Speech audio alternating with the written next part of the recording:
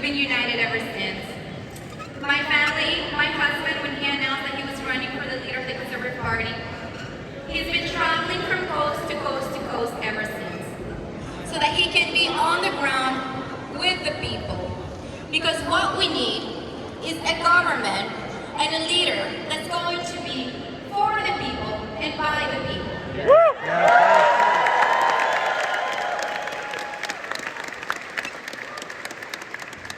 Leadership is born from true love for our country, from true patriotism. It is not born from the boardroom of the elite. It is not born from fancy degrees and fancy titles. The opposition looks down on my husband because he spent most of his life right here at home fighting for us all.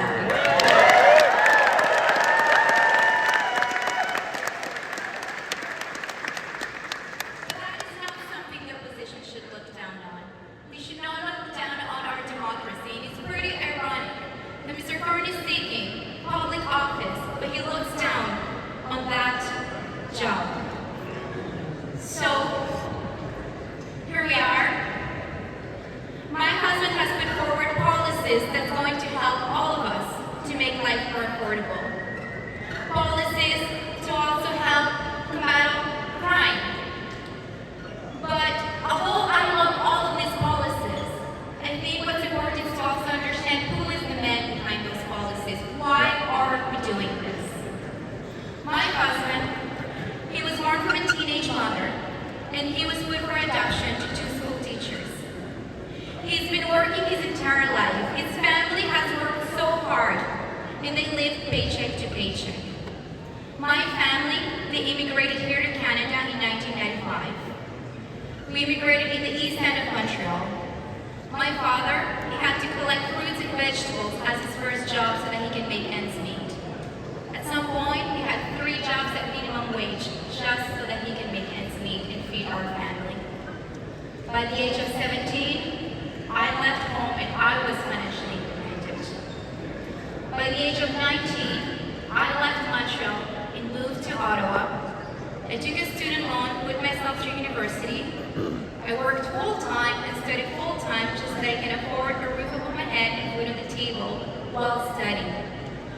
My husband and I have worked really, really hard for everything that we got. Nothing was handed to us.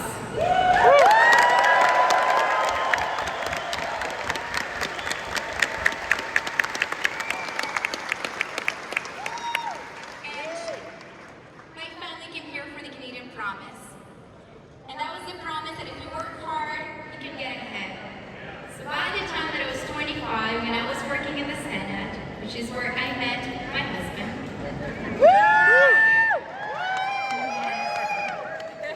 I was 25, single woman at the time, a few months actually before I met Pierre. And I had saved just enough money so that as a single woman I could afford a home. Imagine that. Wow. Back in 2012, I was working for $50,000 a year, saved $25,000, put a down payment on a little townhouse with 2 bedrooms. That is the Canadian promise, and that was 3 years before the little government took over.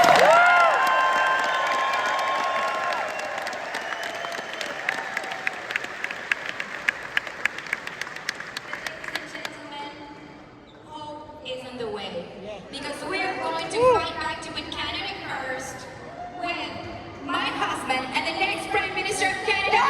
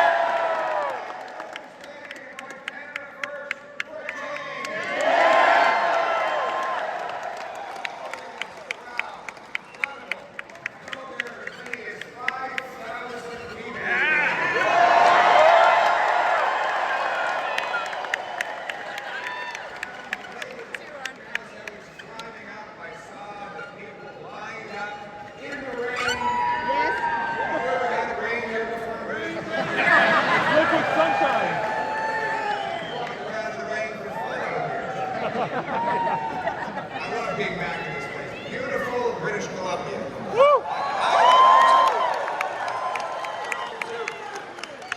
I'm Morrison, Alberta, which is that alien species that invades your province every summer for your lakes and your oceans, and every winter for your ski hills. We do spend a lot of money here, but we love British Columbia's fellow Westerners.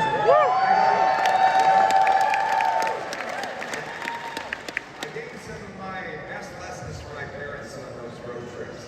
I remember when I was a little boy, we went camping in Penticton. So we drove all the way, road trip from Calgary. We got there and we pitched our tent. And I went to the shore, and lo and behold, there were these new things called jet skis. I'd never seen them before. But it looked thrilling. So I ran back and I told my dad he had to rent me one of these things. He went and checked. He said, it's $100. We're not paying $100 for you to buzz around in the lake.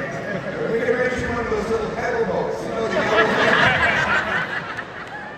So he rents me this little pedal boat. I go out into the middle of the lake.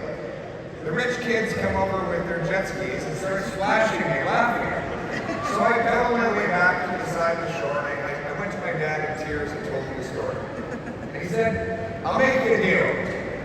You can get back to Calgary, and we'll get you some jobs here and there. You're going to save him some money. By the time you turn 16, you'll have enough to borrow our minivan, the Chevy Lumina. Remember those things? Oh my God. You can fill it up with gas. You can drive back out to the campground. You can rent yourself a space, and then you can pull the money out of your pocket that you earned, and you can rent yourself a ski for an hour. How does that sound? In other words, very simple lesson. If you want nice things in life, you have to work for it. Yeah.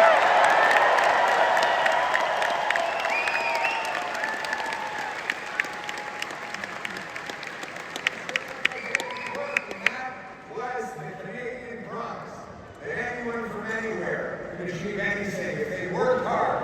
They can have a beautiful home on a safe street, protected by brave troops under a proud Canadian flag.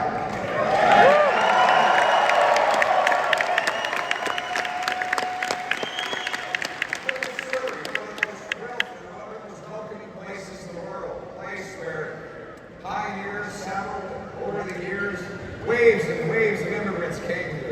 Obviously, throughout British Columbia, we had the incredible Sikh loggers who came over to harvest the forest and then brought many of their family members to build incredible businesses in places like Surrey. And over the years, people found this to be an incredible land of opportunity where they could do anything they wanted. But that Canadian promise, after the lost Liberal decade, is broken.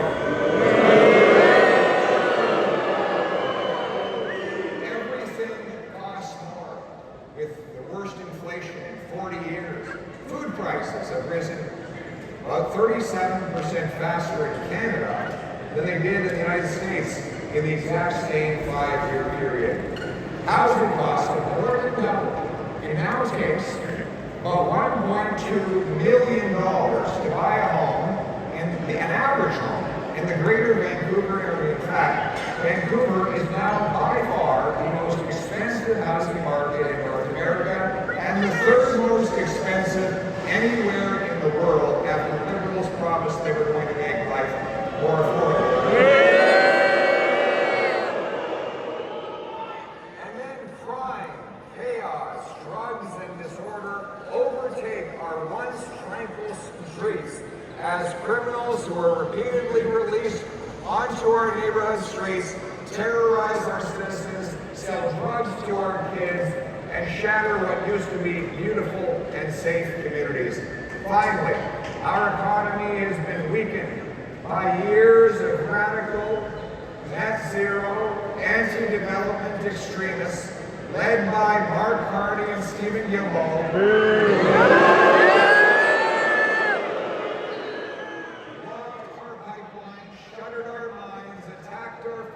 Sector, all while they move their money offshore to lower tax havens or places with no environmental standards at all. My friends, our country, life has never been more expensive, our streets have never been more dangerous, our economy has never been more vulnerable, and we have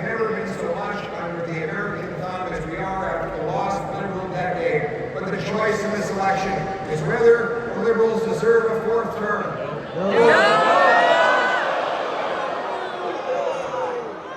Whether it is time for a change to axe the taxes,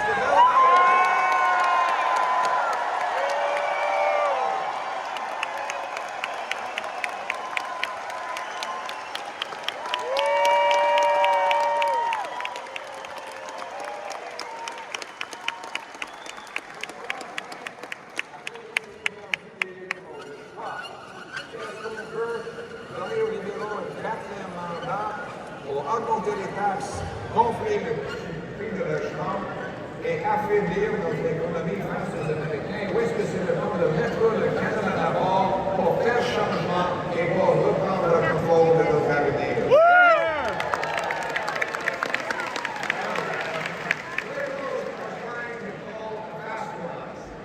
They want to make us forget about the last 10 years, all the damage that they've done and the weakness that they've created, by replacing Justin Trudeau with his economic advisor and hand-picked successor, Mark Carney.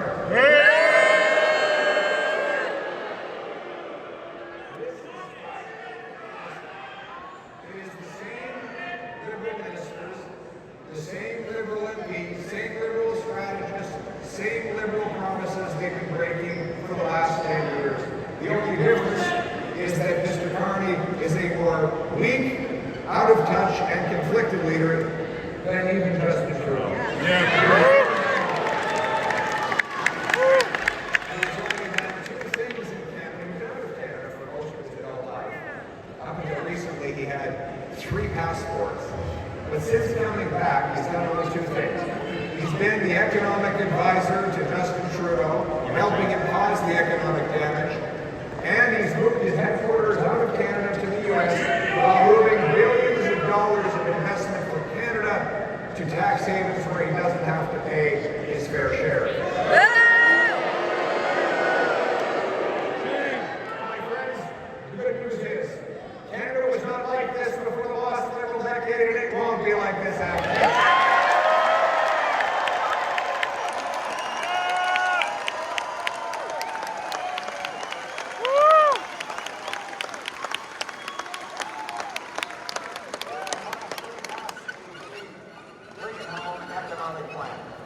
And it starts with cutting the taxes of the workers, the investors, the businesses, the farmers, the people who build our country.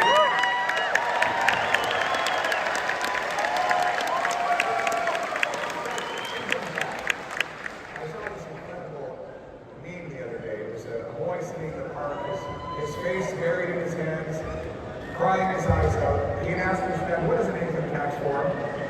It's that simple. It's just like your high school report card, except the inverse. The harder you work, the worse you do. Income tax is like the fine we pay for the crime of working hard. No wonder people want to take that extra shift, work that extra hour, get that promotion, or gain a bonus, because if they do, they're penalized through high levels of Liberal income tax. That has driven many of our best people out of the country for better opportunities. We want this to be a country that rewards hard work. And that's why I have announced that in Canada First government, we're going to cut income tax for the average worker by 15%.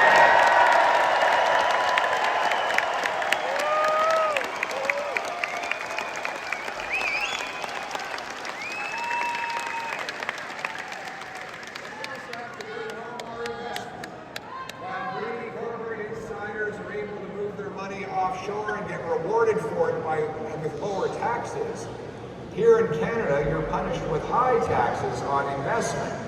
It should be exactly the opposite. We need more investment. In fact, we in Canada only get about $15,000 of investment for every worker in the country. In the States, it's $28,000. We only get 65% per capita investment compared to the rest of the developed world. That means that our workers, though they are the best in the world, don't get the tools and technology to produce more and therefore bring more home. We need to bring our investment back to Canada. We also need to reverse the $500 billion of investment that is left for the United States over the last Liberal decade. As one of the steps towards doing that, I announced today that my government will bring in the Canada First TFSA top-up.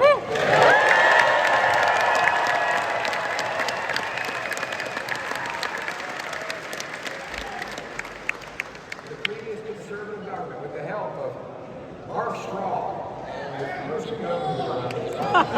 I was a staffer. yes, you were a staffer. Who else was there? Who was there? You were Carrie Lynn? Not really. My goodness. Carrie Lynn Finley was there. We brought in the tax-free savings accounts, allowing you to save and grow your nest egg tax-free. Now we're going to keep the existing TFSA the same as it is. We'll keep being able to contribute $7,000 a year. But on top of that, our government will let you contribute an additional $5,000 as long as all of that extra money goes to Canadian companies.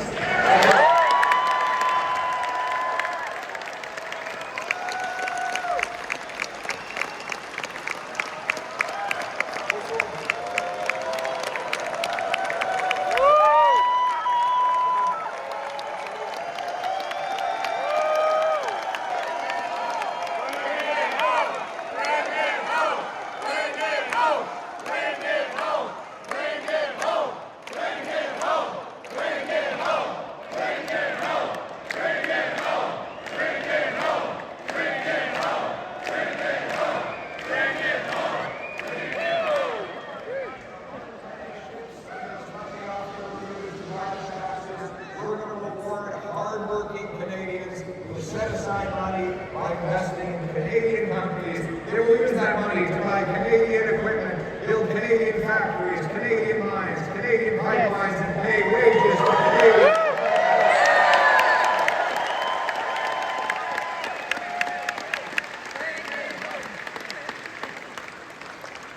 And we're going to axe the carbon tax.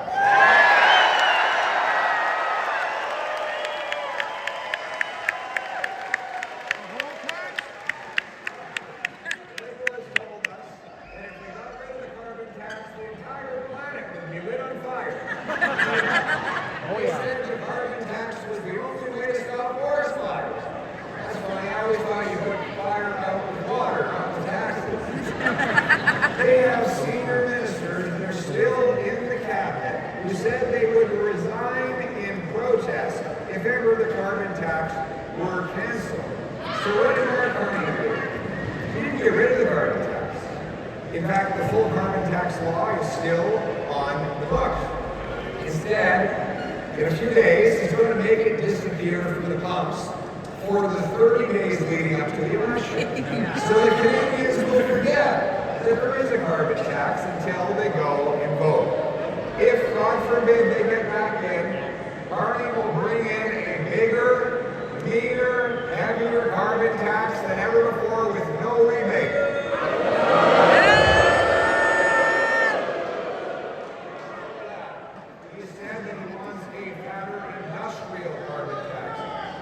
Steel mills, our lumber mills, our cement, and our fertilizer.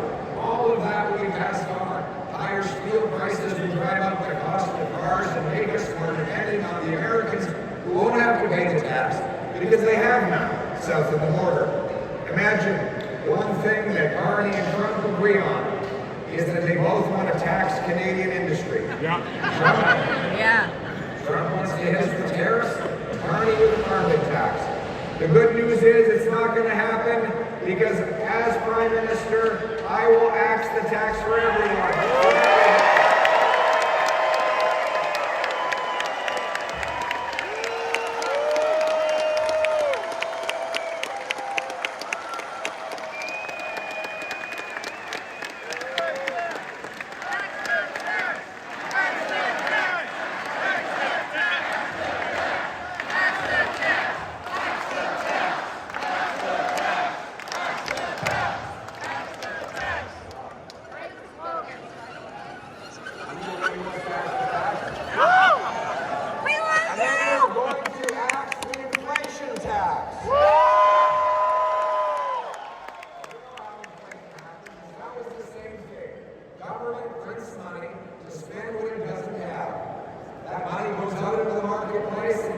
up the cost of goods. It doesn't make us richer to have more cash if there's not more stuff to buy with that cash. If you have an economy with 10 apples and $10, it's $1 an apple. Now, if you double the number of dollars to 20, when you still have only 10 apples, it's not that you're twice as rich, it's just that each apple now costs twice as much. That's inflation.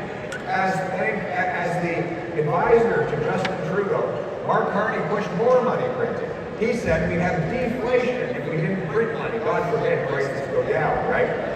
And so what happened?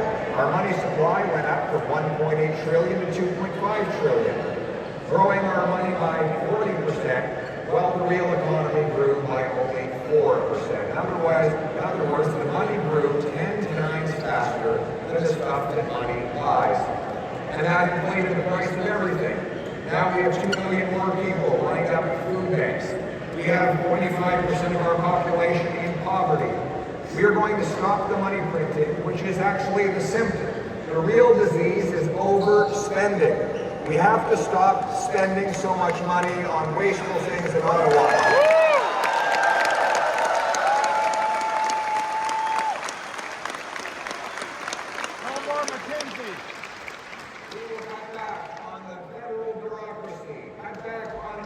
Consultants that consume $20 billion a year.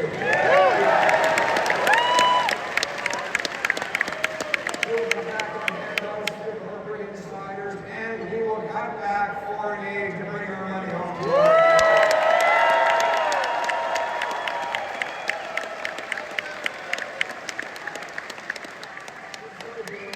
We will pass a dollar-for-dollar law that requires we find equal amount of saving for every extra spending we do. We'll run our finances the way you run your household, by making trade-offs and getting bargains and getting better value for money. So politicians can't just pass the bill on more inflation, debt, and taxes. They have to actually go into their departments, dig out the waste, get better value for money, and lower the cost of government so that we don't destroy the value of the money that you earn every single day.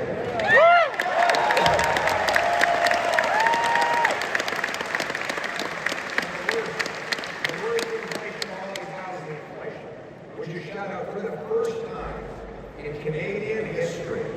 Our youth cannot afford homes. This has never been the case. It now takes 29 years for an average British Columbia family to save up for a down payment. It used to be you paid off a mortgage in 25 years, faster than it takes now for the down payment. This is in part due to taxes and government inflation. 60% of the cost of a new home in Vancouver today is taxes, bureaucracy, delays, consultants, zoning, lawyers. More money from a new home goes to bureaucrats in offices than goes to the carpenters, electricians, and plumbers who actually build the homes. So this is a shame, and not only that, the very carpenters who build the homes cannot afford to live in them. That is why we are going to cut back on the taxes and bureaucracy, starting with my leadership and the team of our Conservative Party, to eliminate the federal sales tax on homes under $1.3 million.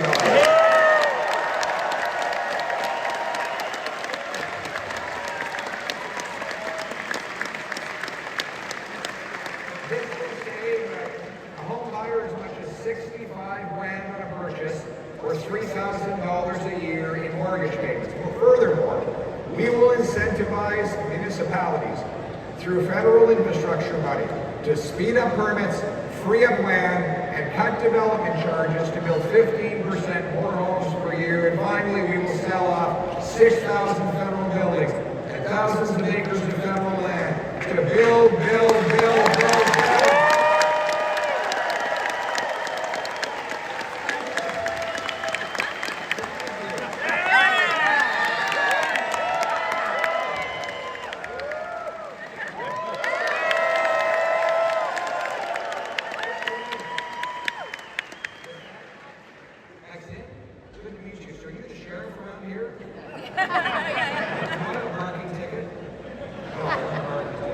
You're keeping law and order around here? Have you caught any bad guys? No. If there are any bad guys out there, Maxine's coming to get you.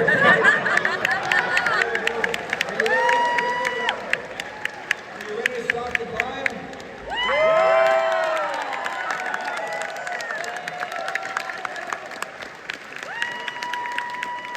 And when you grow up, you want to own your own house? You think we should put Canada first?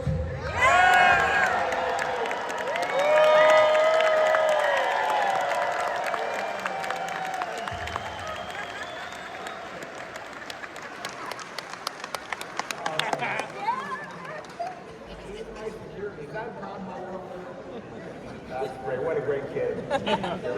He's going to be a cop one day? Yes. Good. Excellent. We need more. We love our police. Give up for the police.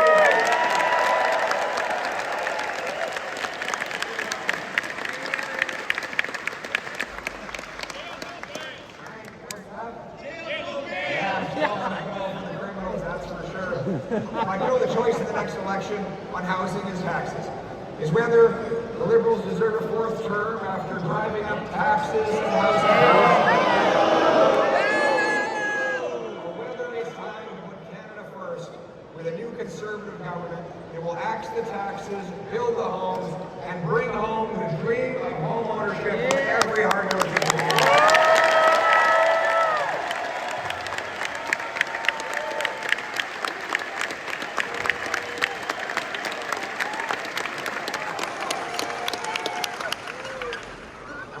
Our jobs. We're going to bring home our jobs from around the world.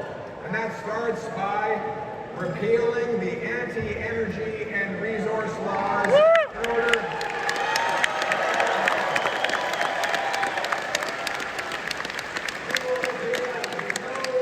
pipelines, liberal law, C-69.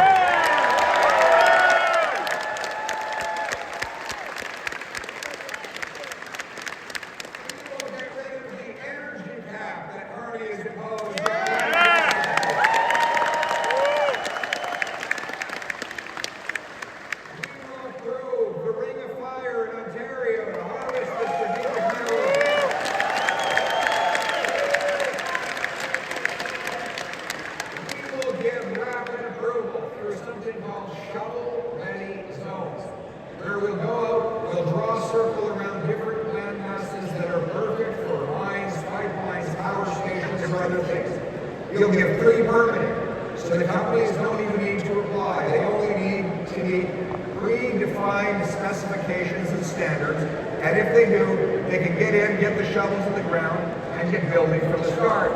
This will eliminate. Building.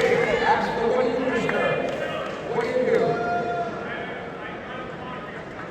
You drive the concrete stuff, truck. You wouldn't be able to.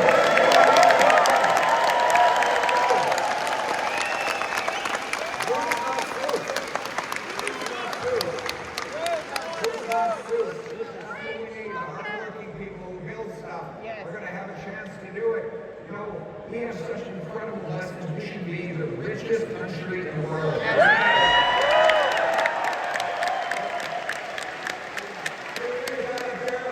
The richest country in the world. We have the most uranium, the most potassium, potash. We have the third biggest supply of oil, the fifth biggest supplier of natural gas. We have the most oceanic coastline of any nation on Earth. We have the sixth biggest supply of lithium. The list goes on, and yet we're keeping it in the ground because of a radical net zero ideology that impoverishes our people while enriching the global elite. We have clean electricity that can power these data centers. You know, Microsoft and Meta and these other big companies, Alphabet, they're all building their own nuclear power plants to feed these data centers. These artificial intelligence centers, they take 10 times as much electricity when you do a ChatGPT inquiry as when you do a Google search. Artificial intelligence. We have that in the government too. We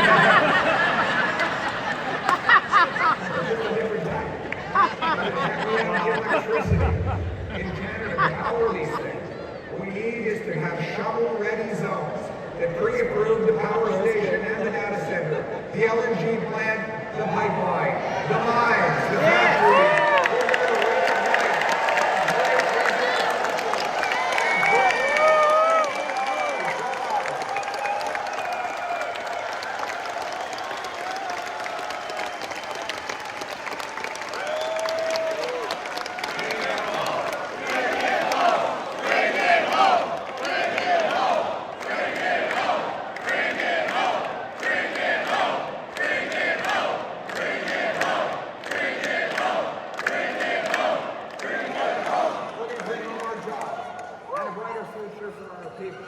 Put our nation back in charge of its own future. And our nation will be strong and able to stand up against President Trump or any future American president, because we will be self-sufficient, self-reliant.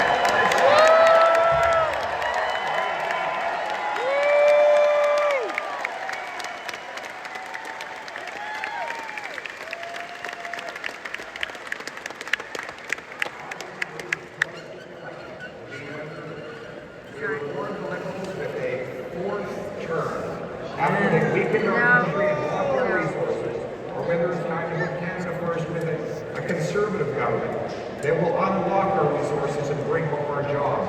But it will take boots and not suits if we're going to do it. It's not suits. Boots, not suits. Boots, not suits. Boots, not suits. Boots, not suits. Boots, not suits. Do we have any tradespeople here today? I tell every young person the key to success is to go into a trade. I visited 600 different events last year. Almost all of them were medium-sized businesses. And everywhere I go now, these businesses, they're not run by lawyers. No offense, they don't carry with me. I'm very afraid of upset her. She's a deadly woman. She keeps me alive. What have you got there? Looks like you got a stick or something. Don't hit me with that. Oh, you got a great flag. That's awesome.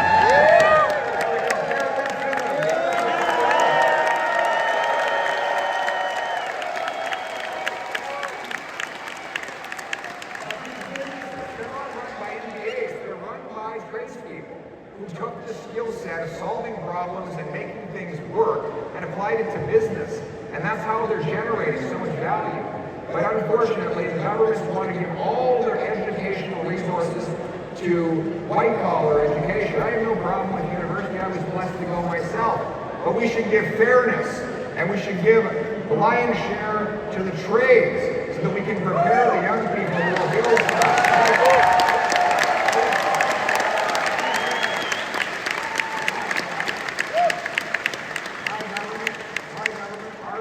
Conservative government will put Canada first and put our tradespeople first by bringing back the $4,000 apprenticeship grant and funding union training halls for 350,000 young people trained on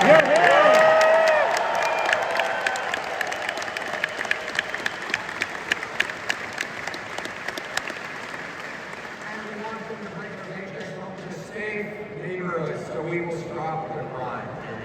The good news is, if you have any crime in British Columbia, the stories are crazy.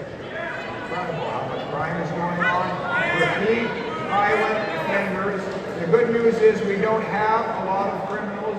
The bad news is they're very productive or very destructive.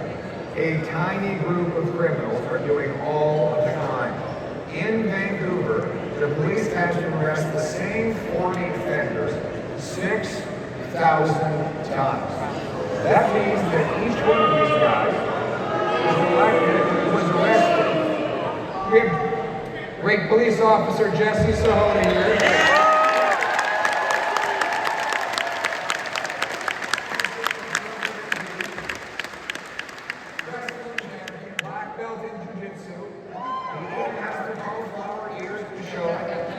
Very powerful guy who's going to fight for it. He's going to mentor our young people But Jesse, I bet you have a lot of return customers out of the street, right? You're arresting the same guy over and over. Oftentimes, the criminals say they're not even afraid to get caught. They don't go through the trouble of avoiding the police because they know they'll be released before the paperwork on their latest arrest is even complete. And then they go out and offend again and again. You're arrested every 2 days, like those 40 offenders in Vancouver. You got to be working at it all day, every day. It's hard work. You know, you got to be up at the crack of dawn to rob the bank, and selling fentanyl by noon, and carjacking by 2 in the afternoon. These guys don't even have unions. They don't have benefits. They do get room and board. They go to prison for a few hours. It's like the hotels in California. They check out, but they never really leave. But the reality is,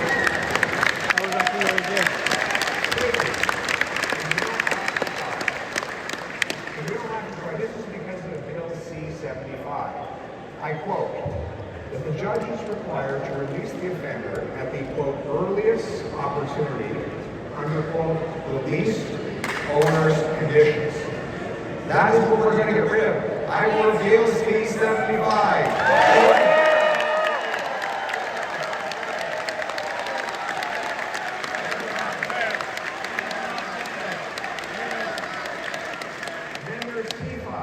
Arrest, which allows chronic car thieves to do their sentences in the comfort of their living room, watching Netflix or playing Grand Theft Auto. Only to go out the front door and steal again. We will repeal C5 and bring mandatory prison sentences for car thieves and other things.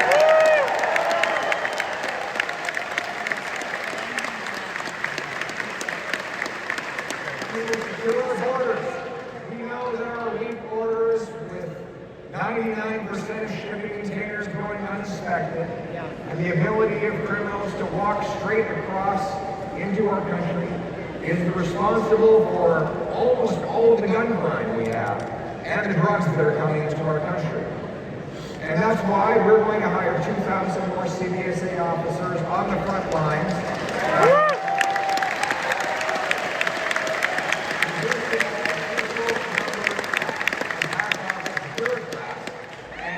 That money to put frontline officers with powerful scanners that can look inside shipping containers, watchtowers that can scan the horizon of our border and stop people from coming in. And we will pay for it by canceling the multi-billion-dollar gun grab that targets law-abiding.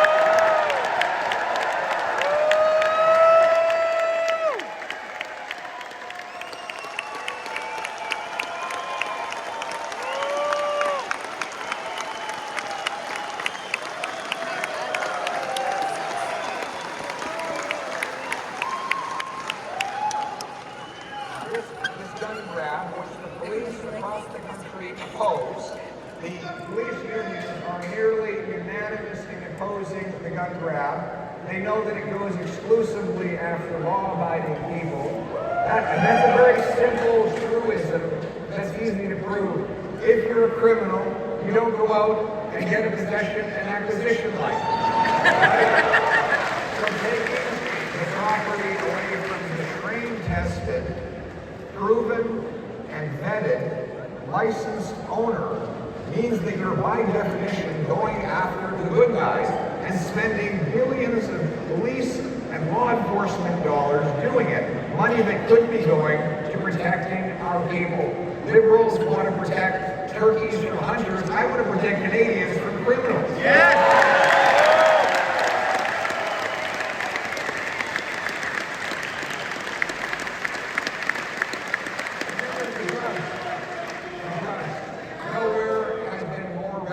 By the fentanyl drug crisis here in British Columbia. It is a heartbreaking reality that we have lost 50,000 of our friends, neighbors, brothers, and sisters to this mass murder we call opioids. We know that the crisis started with corrupt pharmaceutical companies, targeted hospitals and pharmacies with the lie that opioids were safe and non-lethal and non-addictive. And they made massive sums, even though later on email correspondence proved that they knew they were lying. They even paid bonuses for the number of people that they caused to overdose. The American government has even sued those companies and recovered $54 billion south of the border.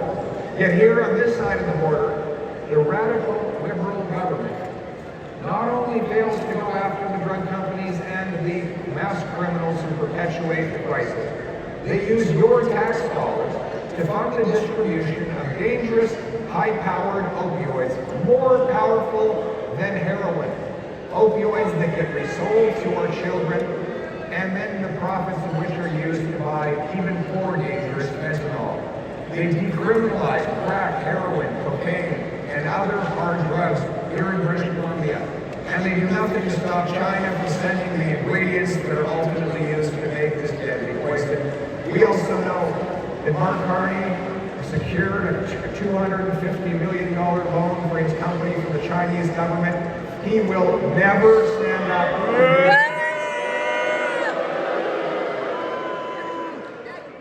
And he should be ashamed of himself for saying that the fentanyl problem was not a crisis. He should tell that to the 50,000 people who lost their lives. We know we have some loved ones there.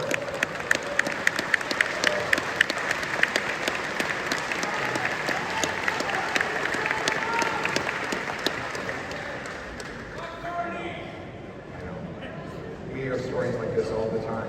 People who write me letters, heartbreaking letters, of good kids who grew up with great values, but maybe got an injury and took a drug to try and relieve the pain, or fell in with the wrong crowd. And when they got addicted, they never made it through. Yeah. But the good news is we can do something about it. Yes, we can. We're going to ban the drugs. We're going to stop giving out tax-funded opioids. We're going to put the money.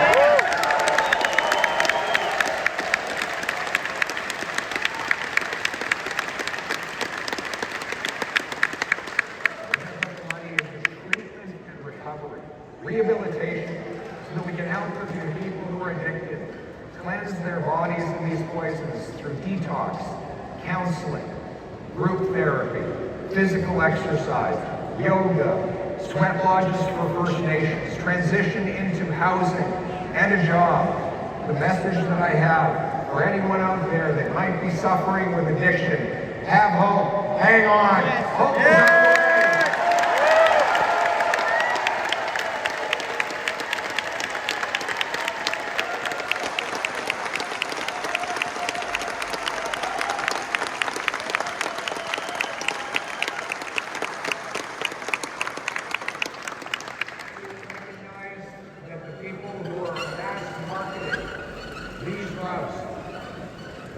Are killers.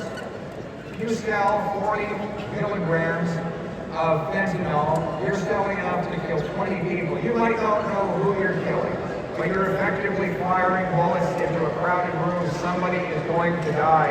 And that is why we will treat mass fentanyl producers and traffickers like murderers and mandate life sentences for everybody.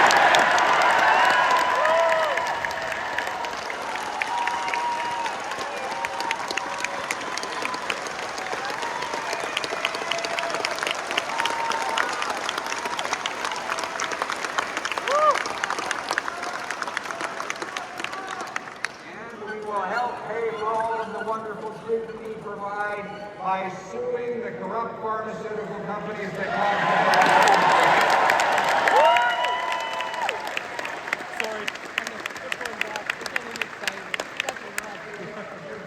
we will repeal the liberal law that seeks to tax and block you from using national health products. You should have the freedom to decide who to put in your body.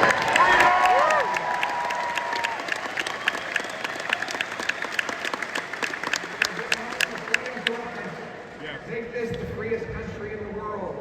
But to have freedom, you have to have a strong military. We're going to rebuild Canada's armed forces to support our freedom.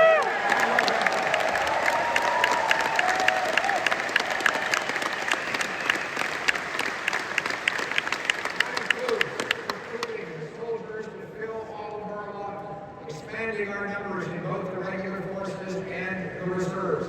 We will put money into buying 4 powerful, massive Arctic icebreakers so that we can take back control of our Arctic waters and the rest of our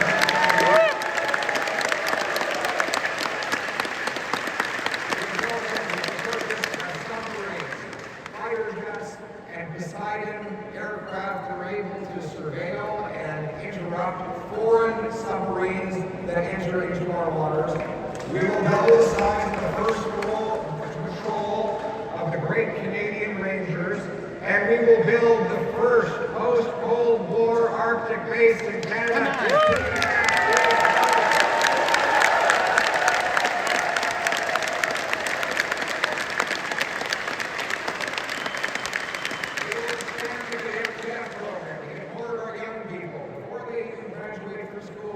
Enjoying mentorship from our soldiers and our rangers, learning outdoor skills and binding each other together from coast to coast of our wonderful nation. We will be united in service and loyalty. We will prepare the next generation of warriors that will defend our land. We will also reject radical schemes like the liberal century initiative to bring our immigration system back.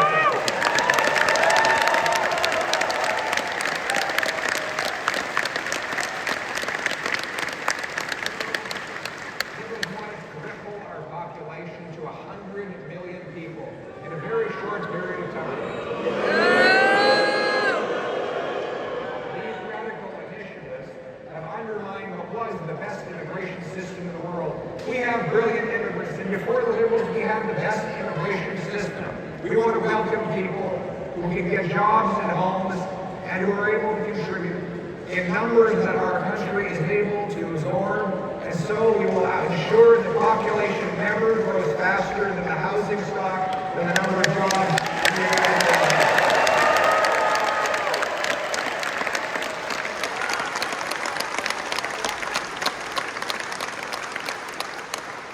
We don't need any of these wild schemes that the globalist elites want to impose on us. You know, our party thinks he's better than everybody here. He knows better. That he and his friends at Davos can tell us all how to live our lives. My friends, we don't need any direction from him. Canadians are smart enough to make their own decisions. We will reject all of his elitist schemes. There will be no one in my cabinet allowed anywhere near the World Economic.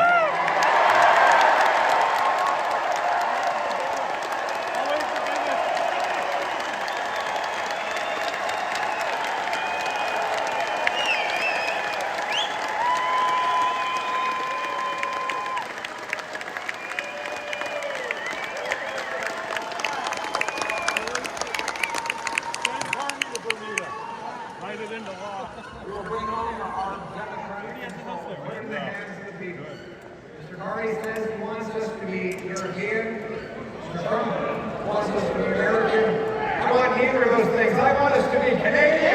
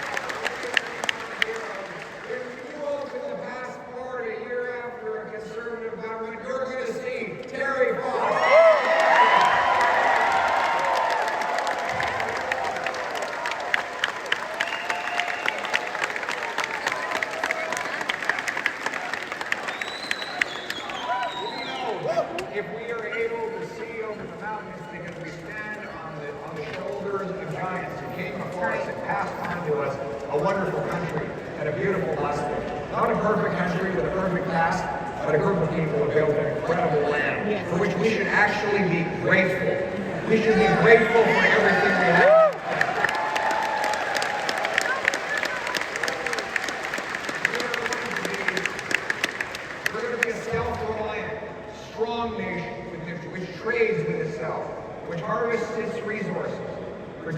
its vulnerable, secures its borders, honors its history, rearms its military, raises its flag, and puts its country and its people before everything else.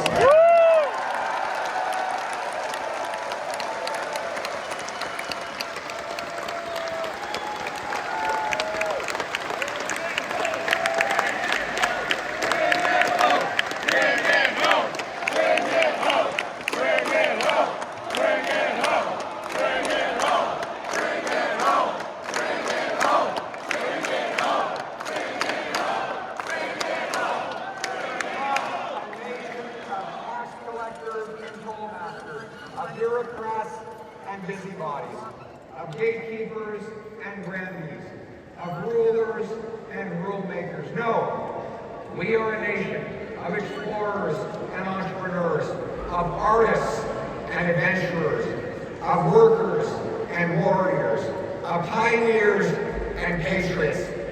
What binds us together is the Canadian promise. The promise to you, the single mother out there who's struggling to pay your bills, that a better day is coming for you and your children. The promise to the seniors that are choosing between eating and eating, that help and hope are on the way. The promise to the wonderful family that lost a loved one to drug overdoses, that their death will not be in vain, that we will protect other people in the future. That is the Canadian